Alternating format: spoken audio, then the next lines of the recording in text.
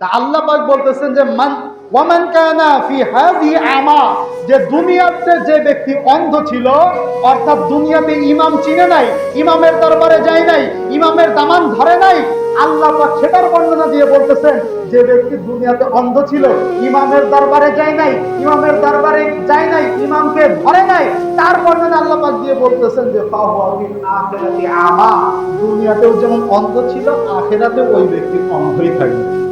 কি থাকবে? যারা বলেন না কি থাকবে? অন্ধ থাকবে। তার মানে কি, যে দুনিয়াতে যদি আপনি ইমাম না চিনেন, আল্লাহ পাক তাকে কি বলতেছেন? অন্ধ। কি বলতেছেন? অন্ধ। এটাকে আমি বানিয়ে বলতেছি না, এটা কোরআন শরীফের আয়াত।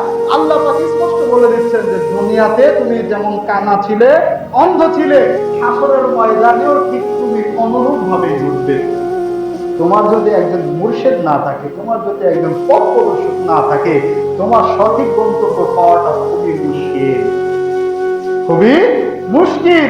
এই জন্য আল্লাহ পাক বলতেছেন যে দুনিয়াতে যেমন অন্ধ ছিল, তার কোনো পথ প্রদর্শক ছিল না, সে লাইন ছাড়া সবসময় বেলাইনে কাজ করেছে। লাইন ছাড়া কি কাজ করেছে?